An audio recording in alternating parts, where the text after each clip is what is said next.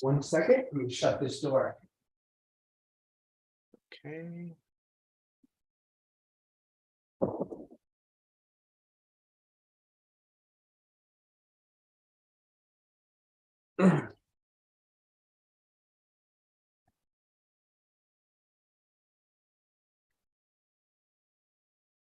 All right, I believe I'm live. Perfect. I believe I'm live. Yep, that means I'm live. That echo means that I'm live. Okay. Hello, everyone, and welcome to episode 7 of the iFlip AI Circle. I am your host, Aaron Yoon, and of course, joining me is none other than the esteemed Kelly Korshak. Before we get started, I do want to do a little bit of housekeeping. I did send out an announcement over the holiday weekend about the new format. So we are going to have a shorter show, but we're going to do it more often. That's the short version of the new format. Okay. Now, before we can get into any of the fun stuff, we have to do everyone's favorite Disclaimer. part of the show. It's this disclaimer, right? So bear with me as I go through this. So our disclaimer is that iFlip Investor Incorporated and iFlip Financial Services are not financial advisors and do not make, buy, sell, or hold recommendations on any financial instrument. This presentation is for educational purposes only. Unique experiences and past performances do not guarantee future results. All financial investments involve risk. You should speak to your CPA or financial representative to ensure that the iFlip Smartfolios that you select are suitable for your investment profile before trading in a live brokerage account. So, real quick, Kelly, I know we have a lot to talk about. There was a very interesting day in the market. Just real quick, the new format is going to be 30-minute episodes. The first half is going to be market update and news with Kelly, just as you've always gotten it. And the second half is going to be pre-submitted questions. So this is the big piece that's probably different than what a lot of you are used to. We aren't going to take random questions from the chat anymore. We're going to require you to submit them beforehand to mailbag@iflipinvest.com. I know that's the email address that we usually use for the show that Lee and I do that's called iFlip Mailbag, but don't worry about it. Send your questions there. And if it's appropriate for Kelly, we'll direct it to the AI Circle. If it's more appropriate for Lee or myself, then we will handle it accordingly. Okay. Alternatively, you can just comment on any of the iFlip videos. We have a comment tracker. We're going to see all of them. So it doesn't matter.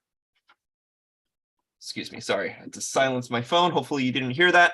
Any comment on any YouTube video will count. And if it's a question, then we will take care of it on the next episode. Mark had us right. Won't some of our questions be on what Kelly shares? Yes, absolutely. It's not going to be this back and forth dialogue with the show anymore. That's the change that we're doing. So if you have a question, we can submit it to mailbag or comment on the video. Okay.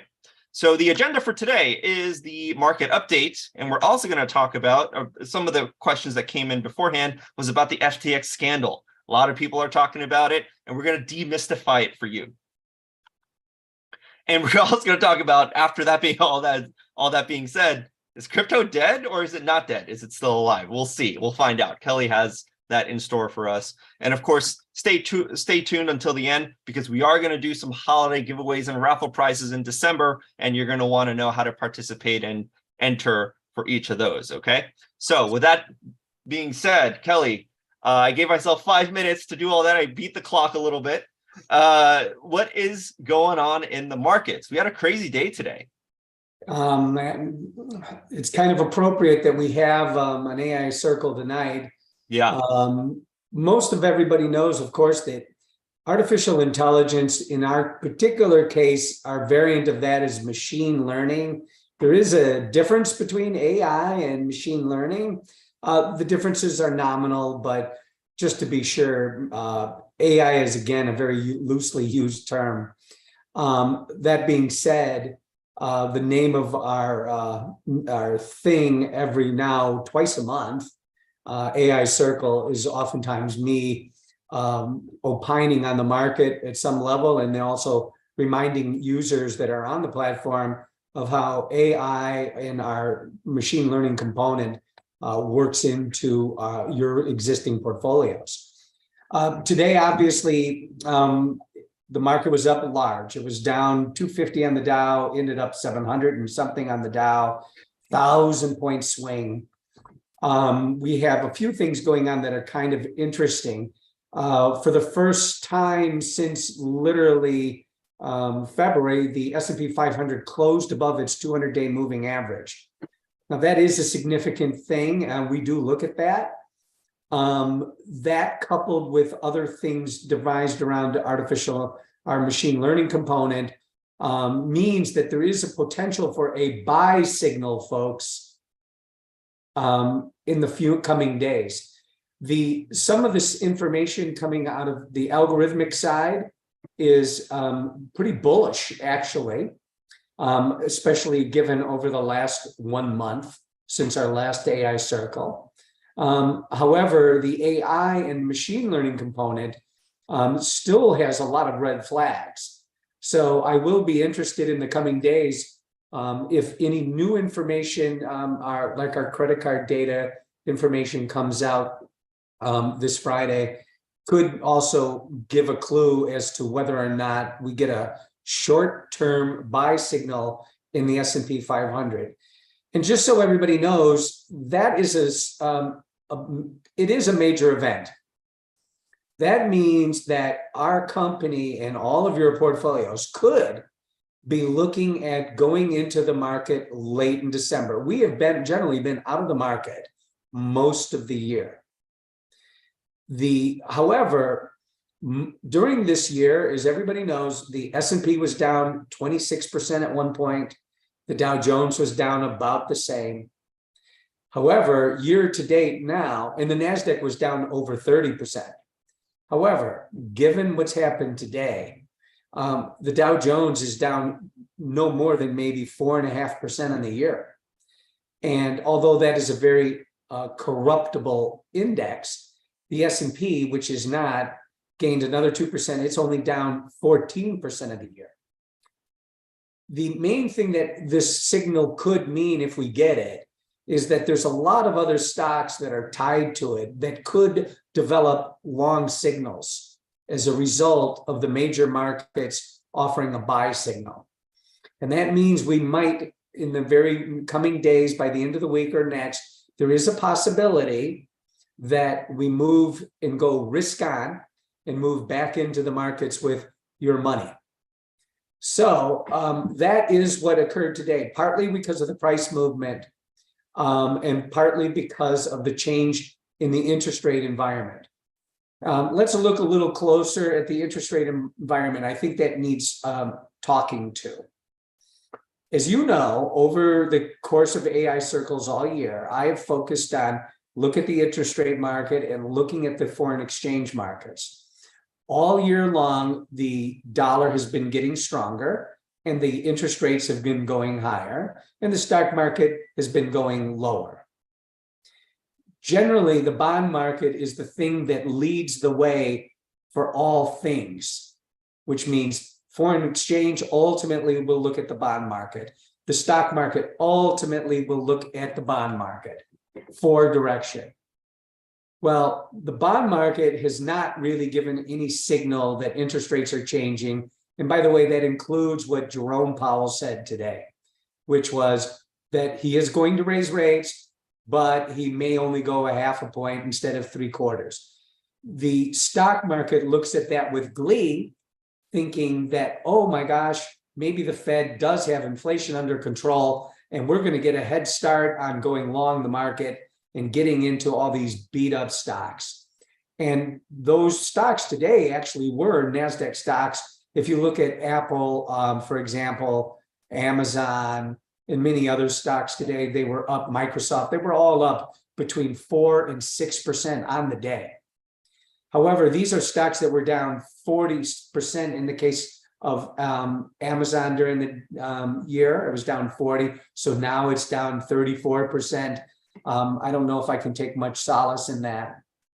But that being said, the rally is significant today, and more significant than the 1,000-point rally we had a couple of weeks back.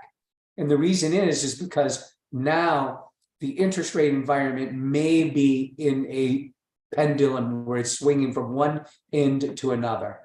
So all eyes now are on the component that matters most and why we're here, which is the machine learning artificial intelligence component, which looks at all this fundamental data and decides if other information that's technically driven should be adhered to or be overridden by the machine learning component.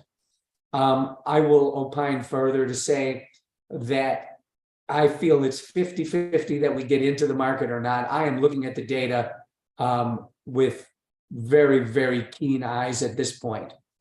Let's go a little further down. So let's look at the interest rate market. Now, today, of course, the Fed signaled that interest rates may be ratcheted up less aggressively. Well, over the last month, if you look at interest rates, they have come down on, for example, the 10-year note from around 420 to 380. Well, that's about 10%. In other words, it's 10% better. So we've had a 10% rally in the bonds because of this, in the 10-year bond, because of the Fed signaling maybe they will have control.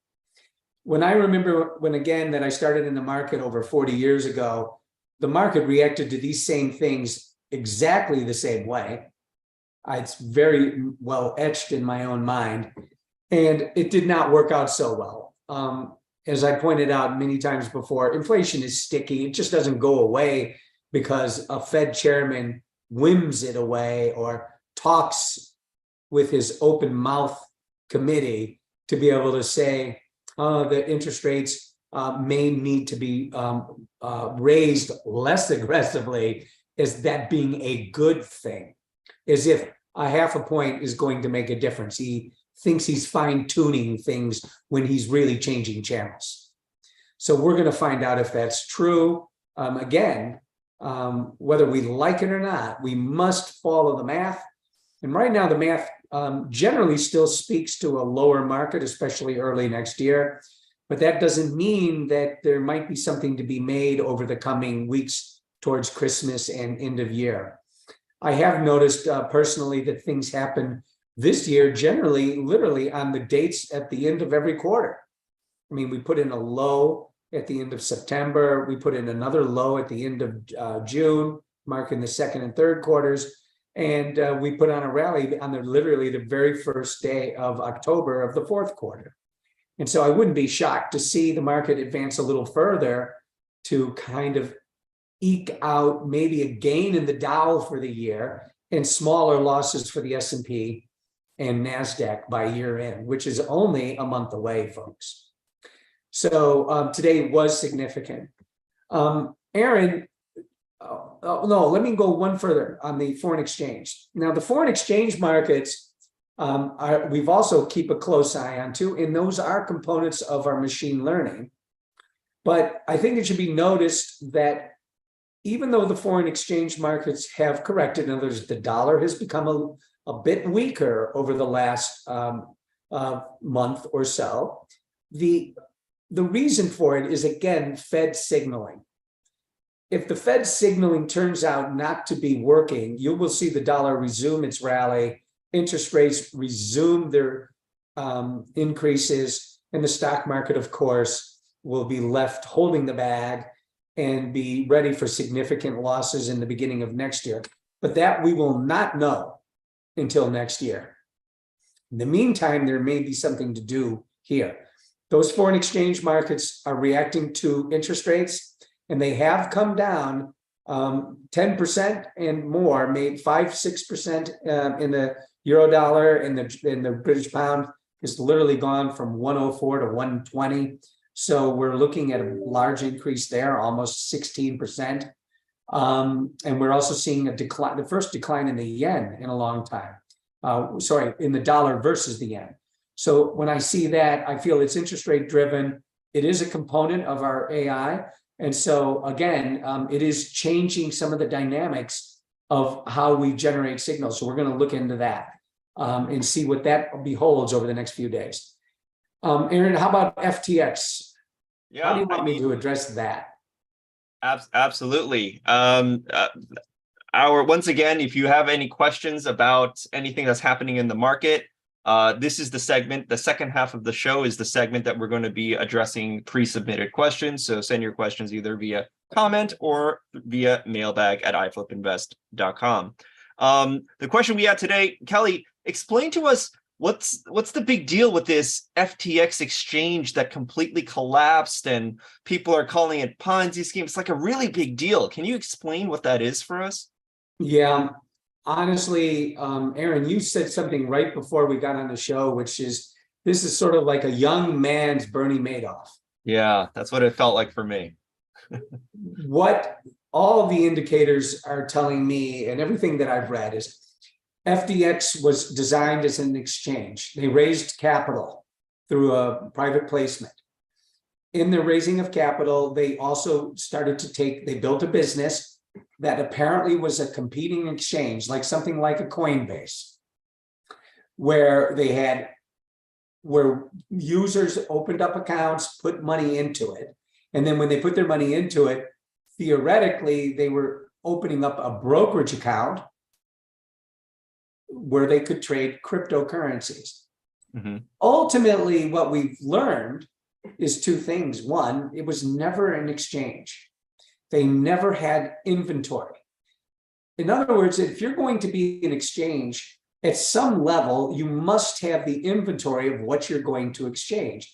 Years ago on the New York Stock Exchange, it was called a specialist. It was a person that represented a company, and he was the person that would balance a book of all the business of a company stock that was for sale and for bid. That's how the exchange was built. And they put all those company reps together on one floor, and that became the exchange. Well, it turns out that FTX really wasn't an exchange. What was it then? If it wasn't an exchange, was it actually just smoke and mirrors, or? It was a brokerage account. It wasn't an exchange. So you opened up your account, you put money in the brokerage account. You might have bought crypto, but you probably didn't. You might see it in your brokerage account that you bought Bitcoin or Ethereum. But what was really going on behind the scenes is the money that was coming into those accounts turns out to be funneled to a company called Alameda. And Alameda is owned mostly by Mr. Fried. Sam Bankman-Fried. Fried owned Alameda. Alameda was set up as a hedge fund. He would it seems like the money went into the hedge fund and he lent the money out on loans, and he also traded with it. Wow. So he's trading with it, generating losses. And remember, he was apparently generating losses a long time before these crypto markets ever started to go down. So that should have been the first red flag prior to the collapse of crypto. Now, that being said, the more important thing is we now know this is a scam. This is not worth anything. Mm-hmm. But people have lost around $10 billion. That's right. About the loss of this. Honestly, that's not a huge loss. It sounds big, but what it is it's a loss for a lot of people that are younger and had accounts in there. They were excited about the concept of FTX. But it is more where I feel that this company is representative of a contagion. Are there other companies out there that are similar to FTX that will be the next domino to fall? Mm-hmm. Until those contagions are determined and other fallout, then we don't know where all these currencies go. Let me tell you what I think will happen in the end. Yeah, please. In the end, I think crypto will be fine. there is still too much of a following and worldwide belief in the concept of a worldwide currency. There's no getting away from the fact that the world is now united through technology. Whether we like it or not, whether we think it's good or bad, doesn't matter. It exists. And something like that is very hard to put back in the bottle. It is the genie that has escaped. It doesn't go back into the bottle easily, and therefore it is here to stay.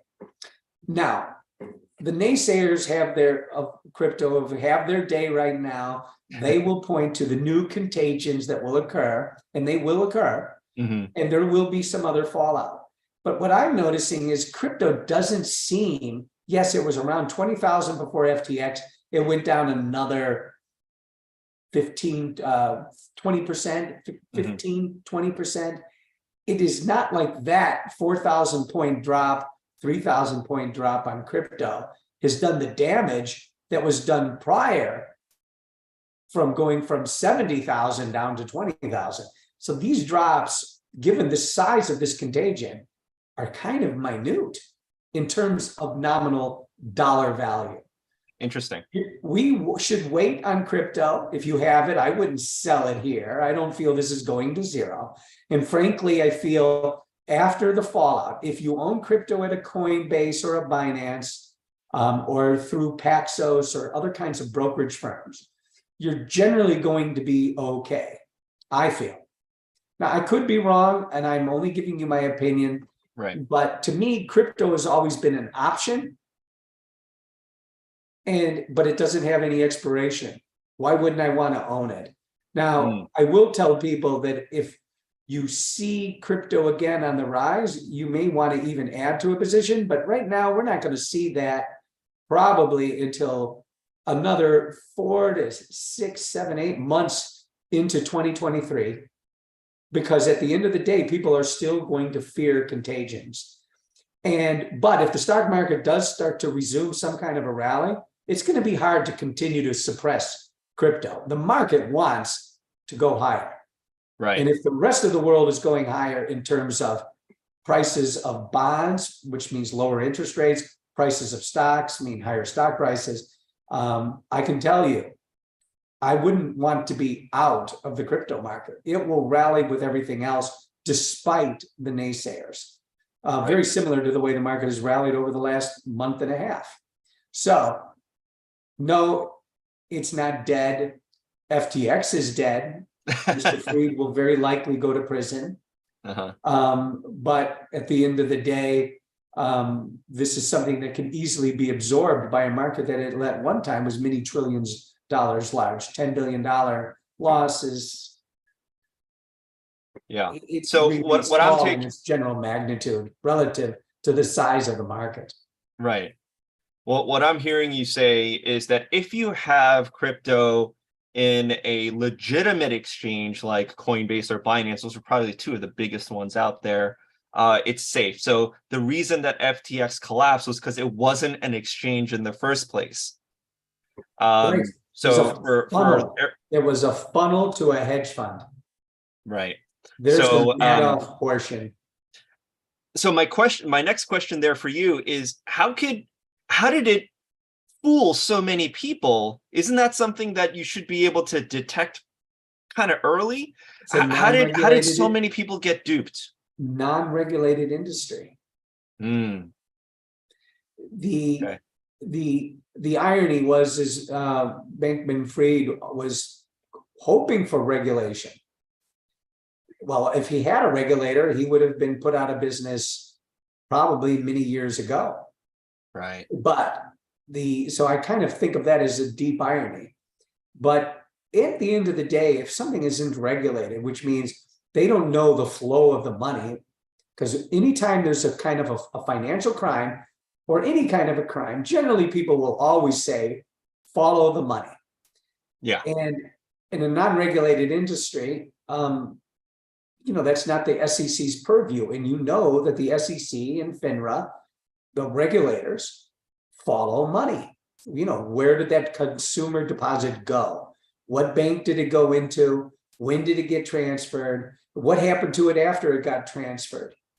where is the bank that it existed in? And keep in mind that most of these banks are also offshore. For example, Right. this was in the Bahamas, in Bermuda. So he's in Bermuda, they have access to that kind of thing, but it's non-regulated. Why would they look? So if anything we've learned out of this, the reason it happened is because it isn't regulated. And a lot of people don't like regulators. And I'm not going to say I'm one of them. I actually support the idea, similar to Mr. Bankman-Fried, that things should have to be done in an orderly way if you're buying and selling securities, especially of this nature. And until now, and including now, Bitcoin and all these cryptocurrencies are not securities. Right. So last question before we wrap up regarding this. There are some of us in this audience, and I know because I've spoken to some of them in Dallas, that get approached by either some kind of other crypto opportunity that's not just buying a coin on the exchange, something like, oh, get involved in this new pre-ICO friends and family pricing, or something similar to what Bankman-Fried, Sam Bankman-Fried was offering as like, oh, this new exchange is going to revolutionize everything. What are some very quick tips and tricks even a novice can question in order to detect, okay, this something seems fishy. The government's not going to protect me because this is not a regulated market. I need to use my own insights to protect myself. What are some tips and tricks you might have? I'm going to tell you the first of all, the first tip is to be extremely wary of an ICO, especially now. Okay. That's number one. Just go into it with your radar on and your no blinders. Feel free to ask any question you want, but the main question to ask is, what am I buying? Mm-hmm. At the end of the day, a coin generally represents something. So for example, a US dollar represents the good faith of the United States government, that it will honor the value of that currency. What is that worth? Well, the United States has been around for well over 200 years, closing in on 200. Is it more than 250 now? Yeah. We're going to get there soon. 250 years, the government's been around. That's kind of a good track record. It's honored debts for 250 years. Mm-hmm. What is an ICO backed by? Well, it's backed by something. And if you ask the question, a lot of times, if they can't answer it, then obviously you shouldn't invest. But generally, suppose they do answer it, and they say it's based on artwork. Uh-huh. What artwork? Something that you built, that was built as a picture on the internet? And why? You're talking about NFTs? Yes. NFTs were like that. NFT is also a coin. It's just right. It's a coin or token are really the same thing. Fungible means you can't use it anywhere else, which also is something to be wary of, right? If I can only use it within only that one set of coins and it doesn't translate into anything else, where, for example, Bitcoin, Ethereum, they do, but those things don't. Be wary. All ICOs, and by the way, Bitcoin was an ICO at one time. All ICOs have to be based on something. And right now, if a small company comes out with one, I'd be very wary. And we just learned that a much larger one, in the case of FTX as an exchange, there was an ICO on that, and that turned out to be a very large offering, and that failed. So you can take your thought and take it with you, folks. If a big one can fail, you can kind of bet that a small one even has a higher probability of failure. So right now, I really wouldn't invest in any of that until we see the resumption of any kind of a move higher in the major cryptocurrencies. And you know what they are. I don't need to mention them. We've talked about it at length. The ones with the longest history, for those of you that are just joining us for the first time. Thank you so much, Kelly. We do have a hard stop for Kelly right at the top of the hour, which is right now. Thank you so much for joining us. My But pleasure. thank you. And if you want to stay on, I do have some announcement for some of the fun stuff that we're going to have in December. So Kelly, feel free to drop off. I will For those of jump you, everybody, but I will say this, I am looking forward to doing these more often. Now we're going to go to a 2 times a month format. I yep, think it's really important, especially over the first quarter of next year.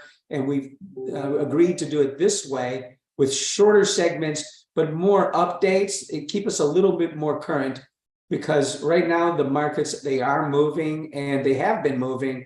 But I think the new format will, I think, be more useful for everybody. On that note, absolutely. everybody, thank you so much and have a good week. Happy holidays. Thanks, Kelly. All right, so now I'm going to share my screen, everyone, and we are going to get to some of the fun stuff that's happening in December. So in December, we're going to have 3 shows. We're going to have 2 AI circles, and we're going to have 1 mailbag.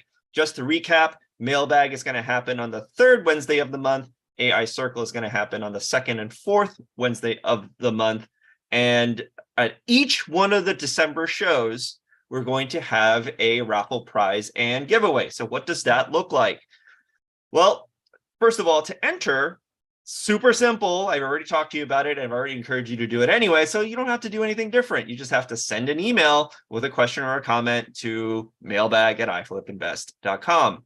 I'm sure you already have questions and comments based on what Kelly has said tonight. And you may be itching to get into the chat because that's what your habits have been so far for the past, I don't know, 2 years that we've been doing this. But from now on, I'm going to ask, there's an extra incentive to actually send it to mailbag because that enters you into a contest for a prize. Okay. Alternatively, of course, you could just post that same question on the YouTube video. I did find out that the chat doesn't count. I wish it could count, but it can't. So if you have a question, you put it in the chat. Post it again as a comment after this live recording is over, or just email it. Okay. Again, chats or comments in the chat box doesn't count. I can't track that. Sorry. On that note, I think I was supposed to start off with this. This in no way is affiliated or sponsored by YouTube in any way, shape, or form. I'm obligated to say that. Anyway, to qualify, you have to first be a subscriber. We can check that, and so we're going to look.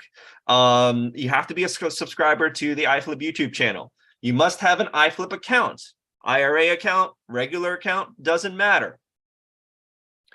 And you actually have to be live here for the drawing because the winner will be selected live at every show. So as of today, these rules are in effect. And our next show is going to be in exactly 2 weeks. Kelly will be on our next AI Circle episode 8 on December 14th, right? That is the 2nd Wednesday of December. So you have about 14 days. You have 2 weeks to get your comments in, to get your emails in. And on that show, at the very end of it, we're going to pool all the names together. And if you were with us in Dallas, you know what system that we use. We have that Wheel of Fortune spinning thing. It's a ton of fun. If you were there in Dallas, everyone got a kick out of that. So we're going to use that tool again. We're going to use it live, and we're going to spin the wheel and pick the winner. Now, entries are valid until that next show. So once that wheel is spun, all of the previous entries are basically deleted and the clock is reset. So you have another basically 7 days between December 14th to 21 when we have the mailbag show to get another entry in. There is a limit of 1 entry per show, but that's not to say you shouldn't ask us multiple questions or submit multiple comments. It's just that in order to prevent spamming and people, we don't want to get spammed. So we input this, we put this limit, 1 entry per person per show. Okay. Now, oh, whoops, that's not it. I guess it didn't get saved here. But what is the actual raffle prize, right? That's probably the question on everyone's mind here. And that is one of three things. One is going to be a encore presentation of the Mastering the Markets live event in Dallas. That is a $197 value. Some of you may have taken advantage of the Black Friday coupon code that we sent out over the weekend last week. It's a $197 value. That is prize number one. If you already have that, then we're going to add a month's worth of service on your iFlip account. Now, if let's say you're on a free tier account, that doesn't really add much value, right? So in that case, the third prize is I'm not sure, I forget the exact amount. It's either 25 or 50 Amazon, $25 or $50 Amazon gift card. I forget the exact amount at the moment. I don't have it in front of me, but it's either a $25 or $50 Amazon gift card. And that's the third option. So first option is the best one. It's the highest value, but if you already have it, then it would be the next up would be a free month of subscription for the iFlip service, or just straight up Amazon cash. So those are the three prizes. We're going to do it every show for all three shows in December. So get your comments in, get your questions sent to mailbag@iflipinvest.com. And as always, if you like this kind of content, please consider subscribing, even if it's not for the raffle contest. And make sure you hit the notification bell so you tune in and you don't want to miss the live show, especially if you have an entry. You have to be present to win it. So make sure you hit the notification bell and stay tuned from the next video from iFlip. Thanks and good night, everyone.